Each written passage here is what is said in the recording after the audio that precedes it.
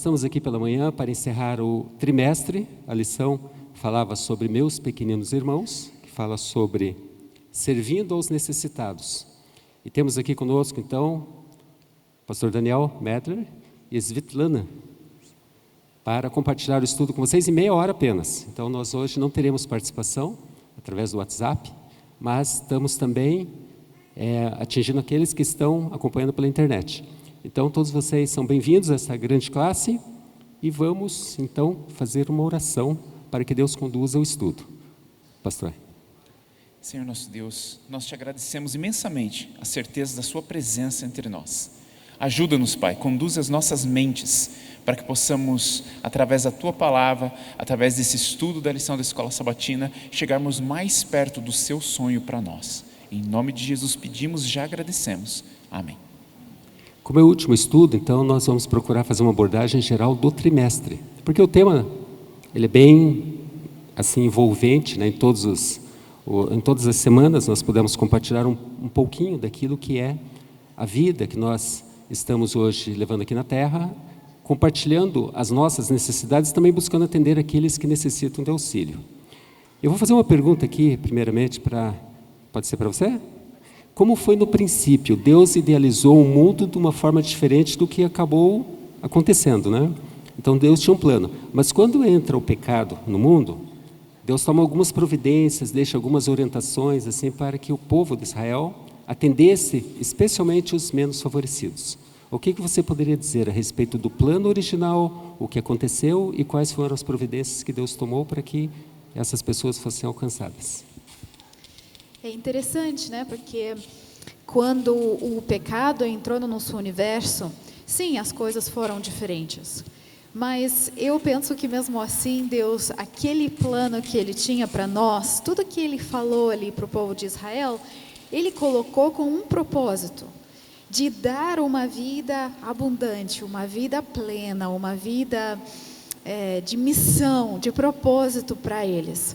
Então Deus continuou com o plano que Ele tinha para o povo de Israel, no caso. Então aquilo que Ele colocou para eles como mandamentos, às vezes a gente pensa que era realmente um mandamento, faça assim, obedeça e não pense em mais nada.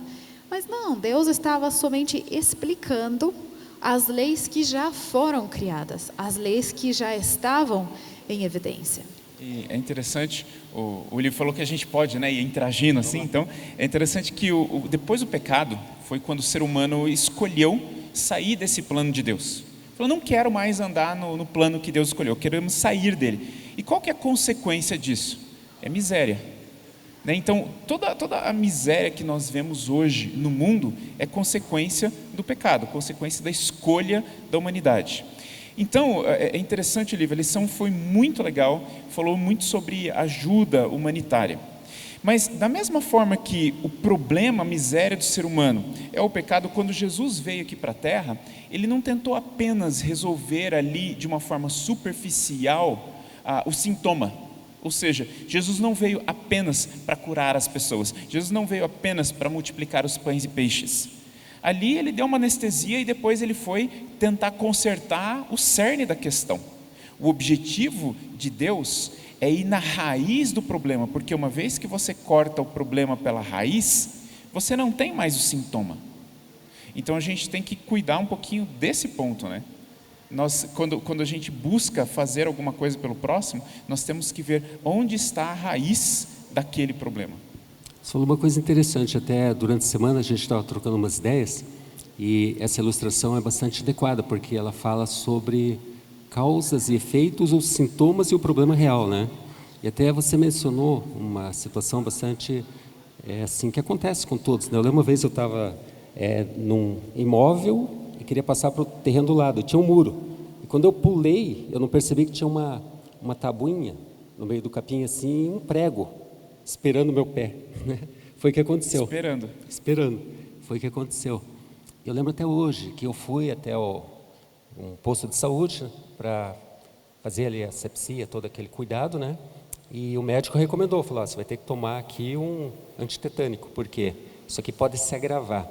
E aquilo eu estava tratando então os sintomas e tentando combater a causa. Quando você fala da necessidade, Então, nós temos uma tendência a enxergar as pessoas que precisam de algo imediato, para aquele momento. E a nossa tendência, até às vezes, para se livrar um pouco do problema, é entregar logo alguma coisa e deixar aquela pessoa que prossiga a sua vida, né? Qual que deveria ser a nossa atitude, então, em relação a essa situação? Aqui realmente essa questão de sintoma e a razão, né? O problema que está ali dentro. Então, continuando com esse seu exemplo, se eu tenho um prego no meu pé, e se eu fosse para o médico, e se o médico só me desse o remédio ali, anestesia, para aliviar a dor, para aliviar ali naquele momento, mas não tirasse o prego do meu pé, será que eu ficaria feliz com esse tratamento? É absurdo pensar nisso. Não, vai para casa, mas continua com um prego ali no teu pé, enferrujado, horrível. Já resolvemos a dor, né? Mas a dor está resolvida. Então, Sabe, você não faria isso e também eu não faria isso. Mas às vezes a gente faz isso contra as pessoas. A gente alivia o sintoma ali e não tiramos o prego do pé da pessoa. Então é importante fazer as duas coisas. Aliviar sim, mas tirar a razão, né? Aquela raiz, o cerne do problema. Isso que Jesus fazia. E eu acho que para nós hoje vale a pena pensar em motivação que nos move para fazer ou não fazer alguma coisa. É interessante isso. E não são muitas pessoas que são autoconscientes o suficiente para entender qual é a motivação por trás daquilo que eu faço ou não faço. Então, quando eu vejo alguém passando necessidade, o que é que me move a fazer ou não fazer alguma coisa? É o meu orgulho? É o meu próprio desconforto? Eu me sinto como uma pessoa boa se eu faço? Não seria uma motivação certa. Da mesma maneira, eu não faço por quê? Porque eu me acho melhor ou porque eu acho que a pessoa também deveria estar trabalhando. Por que eu faço e por que eu não faço? Essa motivação é muito importante. Por exemplo, Olívio, quando a gente olha para como Jesus fez, como Jesus resolveu o problema das pessoas, né? Quando nós olhamos para a multiplicação dos pães e peixes, era um problema imediato. Eles estavam com fome. E o que Jesus faz? Multiplica pães e peixes e manda eles para casa? Não. Ele multiplica os pães e peixes para que ele pudesse ensinar e continuar o desenvolvimento, o crescimento e o amadurecimento daquelas pessoas. Então, por exemplo, às vezes a pessoa está com fome, eu dou uma comidinha, eu dou um dinheirinho ali para aliviar a minha consciência. Só que aquela fome vai permanecer, aquela necessidade vai permanecer. Na próxima refeição vai continuar a fome. Então, por exemplo, quando Jesus estava com a mulher junto ao poço, né, é uma questão muito interessante. Jesus fala assim, olha, eu tenho uma água, se você beber dela, você não terá mais sede. Jesus está dizendo assim, o meu objetivo aqui não é resolver um problema apenas imediato e superficial. Te dar a água que você quer agora e daqui a algumas horas está com sede de novo. Não é isso que eu vim para fazer. O que eu vim aqui para fazer nessa terra é criar uma solução que seja eterna. Eu não estou dizendo que nós não devamos ajudar as pessoas, não é esse o meu foco. O meu foco é, se eu realmente quero ajudar alguém, eu preciso tentar ir um pouquinho mais fundo do que apenas aliviar uma necessidade imediata. E nesse ponto eu vejo que a ADRA está fazendo um trabalho muito interessante. Eu vejo algumas missões, alguns projetos que buscam educar, ajudar a pessoa a se virar com as suas próprias pernas, né? A andar com as suas próprias pernas. São vários e vários projetos que a gente vê que não é só ali, estou dando comida para o Olívio. Assim, Olívio, se você está com fome, qual é o problema? Eu não tenho dinheiro.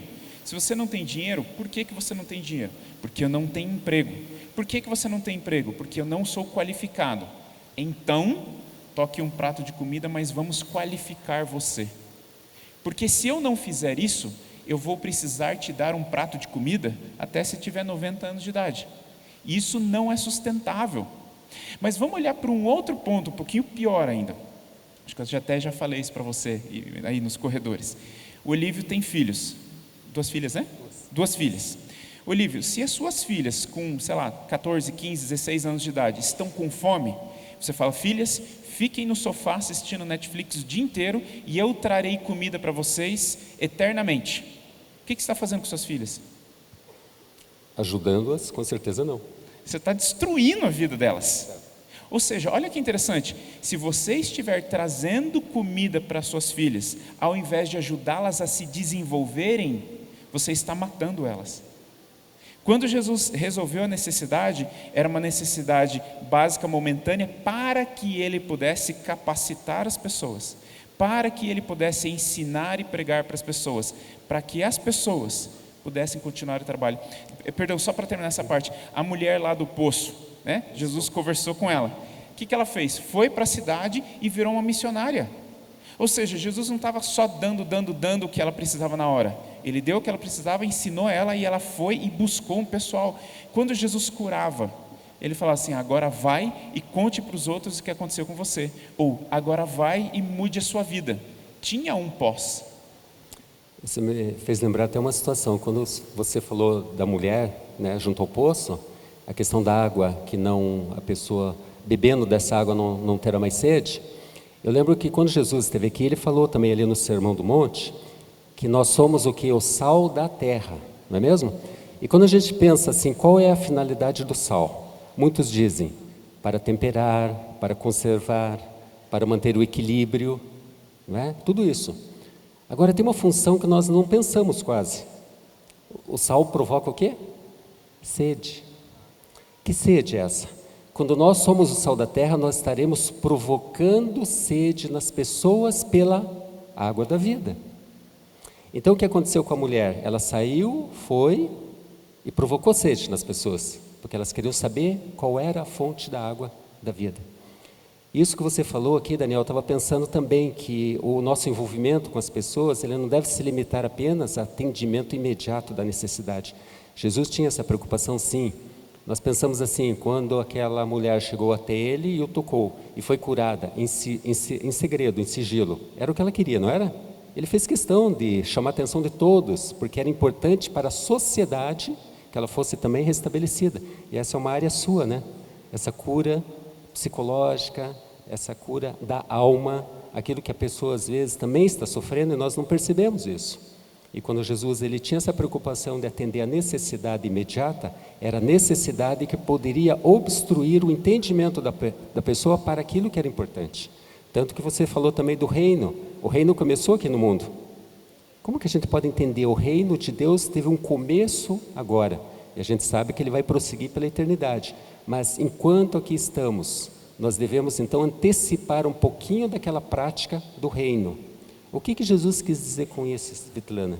O reino de Deus aqui na terra agora. Olha, eu vou puxar para um assunto um pouquinho mais específico essa pergunta, porque uma das lições falou sobre confiança em Deus.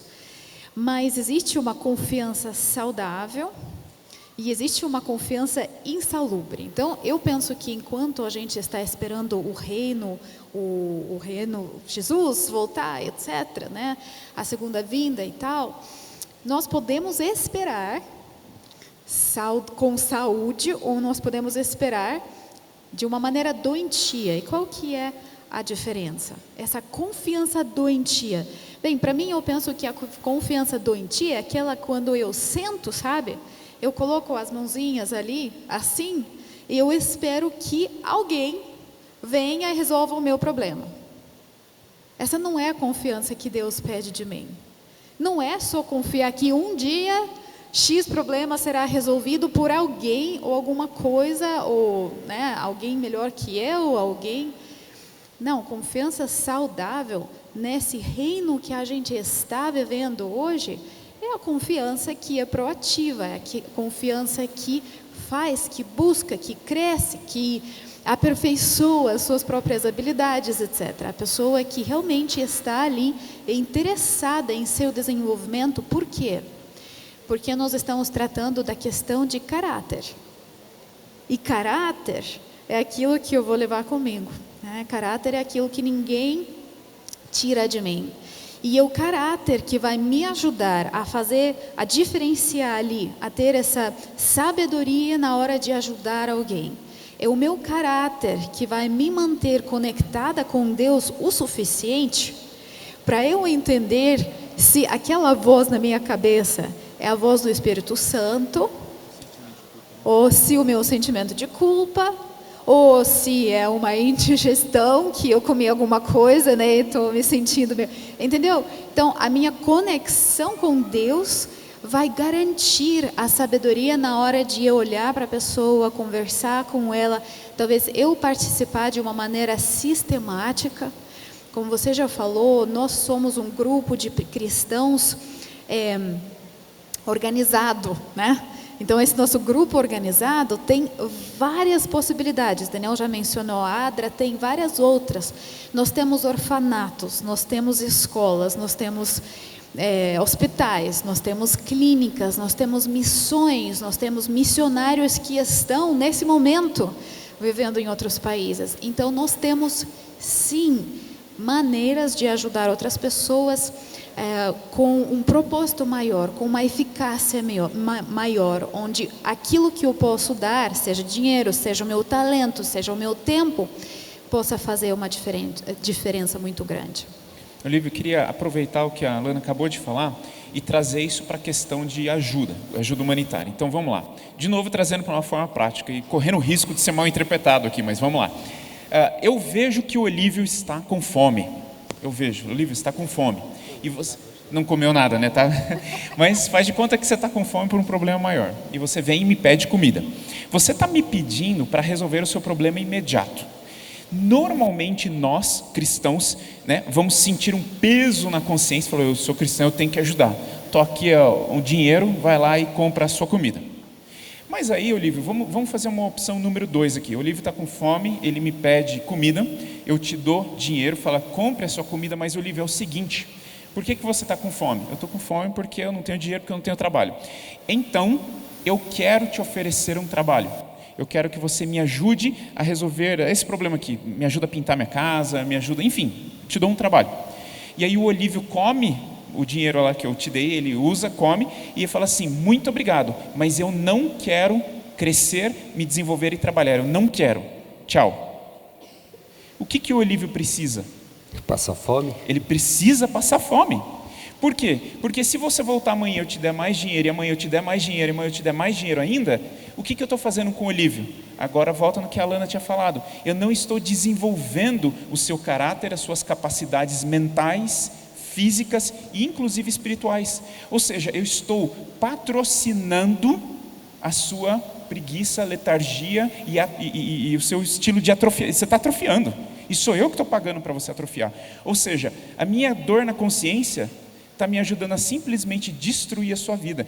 Porém, se eu falar assim, Olívio, eu te dou um prato de comida porque você está com fome agora, vem me ajudar, eu quero investir no seu desenvolvimento, eu quero ajudar você a andar com suas próprias pernas. Se você não quer, você precisa passar fome para que a fome seja o propulsor da sua decisão de crescimento e desenvolvimento. E se você olhar para a Bíblia, Jesus fez isso com as pessoas. Jesus não resolvia todos os problemas, ele resolvia o problema inicial e depois enviava eles para uma missão. Agora, como é que a gente pode então trabalhar essa questão? Porque isso que você falou acontece muito, né? De você ajudar uma pessoa e essa pessoa nem sempre ela se dispõe a... Vou usar um termo aqui, retribuição, não seria bem isso, mas um reconhecimento de que a necessidade dela é muito mais profunda, muito mais ampla. Eu já tive situações assim, já. E acredito que todos nós já tivemos, né? Várias. Teve mesmo? Enfim, vamos contar. Eu falei que não ia contar, mas vamos contar. Eu fiz um teste no meu último distrito, Olívio. Tinha muita gente que vinha pedir dinheiro, muita. E eu fiz um teste. Falei com minha esposa, falei assim, por esse período de tempo, todo mundo que vier, eu vou dar o dinheiro e vou falar assim, se você quer mais, venha, eu tenho trabalho para você, me ajuda, corta minha grama, faz um servicinho simples, mas eu quero ajudar você a voltar a andar com as suas próprias pernas. Do experimento que nós fizemos, nós dávamos o primeiro dinheiro, nenhum voltou a não ser um, teve um só, uma pessoa voltou. Tinha uns 10, 9 não voltaram, uma pessoa voltou e falou assim, eu gostei, eu quero trabalhar. E aí ele trabalhou e ganhou mais. Mas então a pergunta é o que você falou, como que a gente pode ajudar a pessoa? Muitas vezes, eu creio que a forma mais simples e prática é nós procurarmos investir em projetos de desenvolvimento que tenham um pensamento a longo prazo. Quero só usar um exemplo aqui, eu vou falar mais disso aqui em outubro, mas eu conheci uma pessoa na Índia, e essa pessoa, faz mais de 10 anos, ela viu crianças na rua. E essa pessoa, adventista tal, falou assim, não, quer saber, eu vou desenvolver um projeto para essas crianças. E começou a focar no desenvolvimento da criança, mas ele não chegava só e dava comida, ele chegava e falava assim, crianças, eu vou ensinar vocês a se virarem. E, enfim, faz uns 15 anos isso aí, hoje existem 5 orfanatos, 250 crianças sendo atendidas, todas estudando, mas o interessante é que grande parte das crianças que começaram 15 anos lá atrás, hoje são adultos, inseridos no mercado de trabalho, e grande parte delas fazem enormes doações, tanto intelectuais como financeiras, para o orfanato. Porque eles falam assim, o que eu precisava não era só a comida, eu precisava de um rumo, e esse grupo me deu o rumo, e por isso que eu estou aqui hoje. É uma coisa interessante, porque eu lembrei agora, assim, eu tive 2 experiências, uma, digamos, um tanto negativa, que foi pedagógica, até, e a segunda, até em função da primeira, foi positiva. Uma vez eu estava saindo de casa, eu morava aqui no centro, no apartamento, e quando eu cheguei, assim, próximo à portaria, um rapaz me abordou, e eu estava um pouco de pressa, eu estava atrasado para o trabalho, e eu imaginei logo, ele vai pedir alguma coisa, né? E eu falei, olha amigo, se for dinheiro eu não tenho, eu estou com um pouquinho de pressa. Ele me olhou bem, baixou os olhos, falou assim, não, não era isso. Aí eu fiquei um pouco incomodado com aquilo e perguntei, ok, o que você precisa? Ele falou, não, deixa para lá, deixa, está muito apressado, né? E virou as costas e saiu. E aquilo me incomodou, porque eu pensei, pode ser que ele tenha usado esse argumento porque viu que não ia entregar dinheiro a ele. Mas enfim, teve passado mais um tempo, eu encontrei uma pessoa, também eu estava caminhando, indo para o trabalho, também atrasado como sempre. Aí ele me abordou e eu fui caminhando e andando, e ele contando a história dele, eu ouvi, não falei nada, não dei aquele corte, deixei ele falar, ele foi falando, e eu comentando algumas coisas, e, né, participando da conversa dele. Aí quando chegou até um determinado ponto, eu falei, meu amigo, eu vou ter que ir agora ir para cá, né? Ele falou, obrigado. Eu falei, sim, falou alguma coisa? Ele falou, não, só queria um pouquinho de atenção, porque as pessoas não estão dando atenção mais para ninguém na rua. Você chega para as pessoas, elas pensam que você está pedindo alguma coisa. Na realidade, eu queria conversar um pouco. Então, também não sei se isso era verdade ou não, mas o fato é que aquilo me mostrou que, de fato, hoje, talvez, essas pessoas resistam um pouco a retribuir, como eu falei, né, com o trabalho, ou ter um pouquinho de, assim, de compreensão de que a necessidade dela é maior, pela falta de dignidade, não é isso? As pessoas não têm, muitas vezes, o que falta. Elas precisam de algo digno, e a ajuda que elas recebem, muitas vezes, é uma ajuda meio assim, como se diz, é uma esmola. E aquilo para ela está acostumada, ela sobrevive com isso. Mas ela quer algo além disso. E quando Jesus agia, ele fazia algo completo. E você bem falou, a igreja tem instituições, tem agências, tem organização de forma a atender tudo isso. E talvez falte a nossa participação também, né? Olívia, às vezes as pessoas perguntam, mas eu quero ajudar, o que eu faço para ajudar? Primeiro, converse com Deus. Peça para Deus, me indique um projeto, alguém que eu possa investir e ajudar. Deus vai atender. E porque quando você entende a voz de Deus, você vai saber quando é Deus que está falando. Então, a gente não está falando aqui, não dê nada para ninguém, né? Longe disso. A gente só está dizendo, ok, nós somos um grupo organizado e nós temos oportunidades organizadas que pensam ao longo prazo, que vão prover muito mais que a necessidade imediata. Mas esse ouvir a voz de Deus é tão importante, porque às vezes aquela pessoa na minha frente, de fato, precisa daquele dinheiro, ou daquela comida, ou daquela, sei lá, alguma coisa. Dinheiro, comida, a gente só exemplifica porque é fácil dar esse exemplo, mas ela está precisando da coisa X ali naquele momento, que eu posso dar. E se eu estiver conectada com Deus, Ele vai falar para mim, vai lá, dê.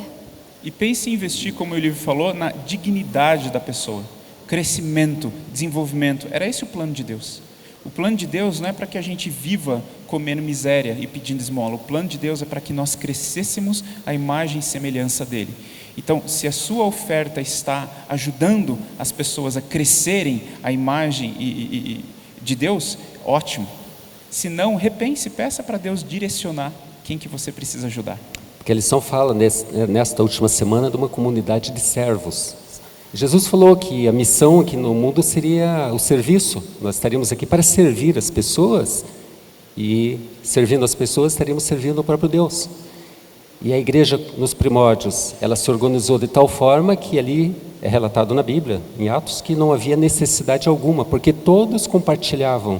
Então havia muito mais assim, integração, muito mais interesse da comunidade cristã em conhecer os problemas das pessoas. E isso fazia com que esse compartilhamento fosse algo natural, espontâneo e bom. Primeiro porque eles sabiam que a passagem deles por este mundo era transitória, que o reino de Deus efetivamente se estabeleceria quando Jesus voltasse, mas que aquilo já era um começo desse propósito, né? E nós vemos também, você quer fazer um comentário? Não? Algum comentário até aqui? Bem rapidinho, você tinha falado sobre o livro de Atos, né? Sim. Veja que ninguém passava necessidade, mas além da fartura, existia um propósito, e o propósito era o reino de Deus ia alcançando mais pessoas e mais áreas. Então, sim, eles não passavam necessidade, mas aquele era só o começo. O reino de Deus não é só não ter famintos, o reino de Deus é quando as pessoas entendem que existe um propósito maior na vida deles. E todos ali, no livro de Atos, estavam engajados na missão, e era essa missão que alimentava a dignidade das pessoas, e não só comida. A gente fala em comida porque é o primeiro, talvez a primeira necessidade, né? Mas vamos pensar também, como eu falei aqui inicialmente, na questão da sede pela água da vida, poderíamos dizer também a fome pelo pão da vida. Então isso envolve assim um aspecto muito mais amplo, né? Muito mais amplo. Eu vejo assim que dentro da organização adventista, a gente já compartilhou algumas experiências, e eu lembro que há um serviço aqui na igreja onde um grupo de jovens, no sábado à noite, saía para distribuir alimentos para as pessoas, principalmente no inverno. E essas pessoas, eu tive a oportunidade de ir algumas vezes também, a gente percebe que ali a realidade delas é um pouquinho diferente.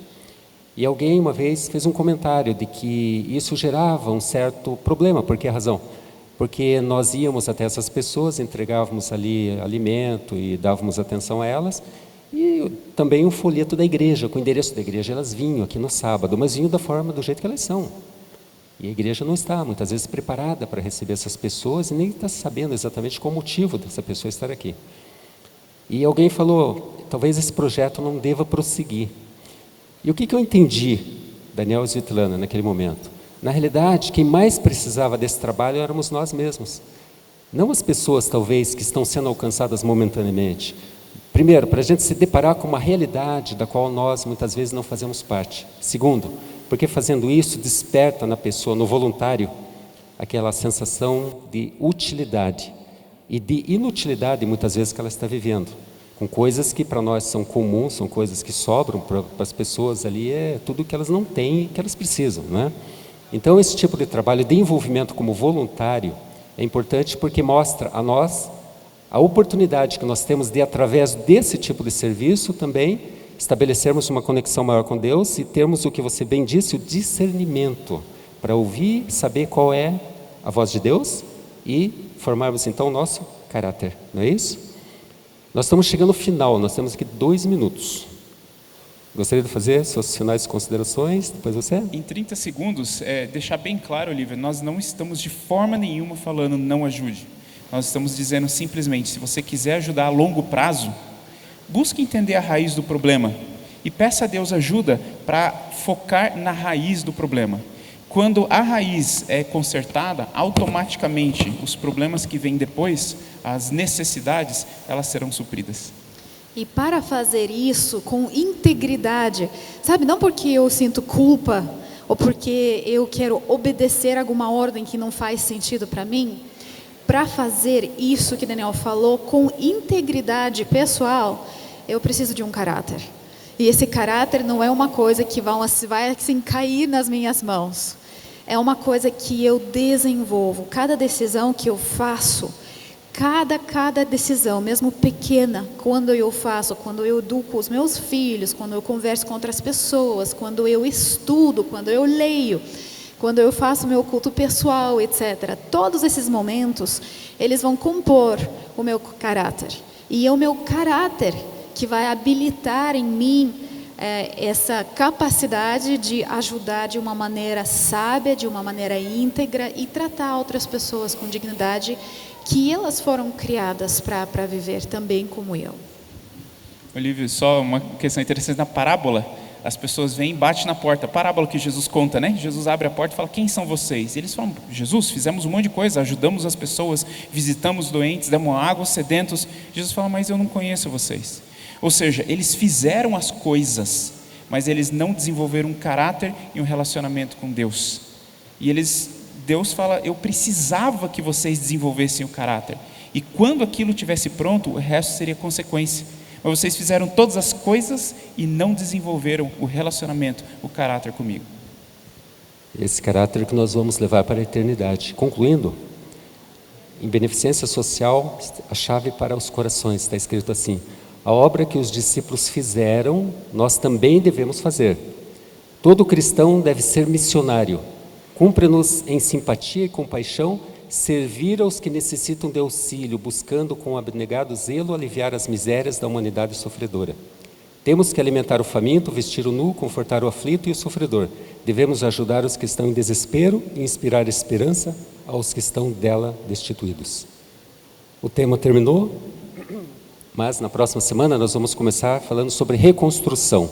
Vamos estudar os livros de Esdras e Neemias. Se você ainda não tem a lição, a oportunidade nessa semana de adquirir, para que a gente possa, a partir do sábado próximo, já estarmos então iniciando aquilo que é a reconstrução do reino. Aquela reconstrução do reino de Israel simbolicamente, a reconstrução do reino em cada um de nós.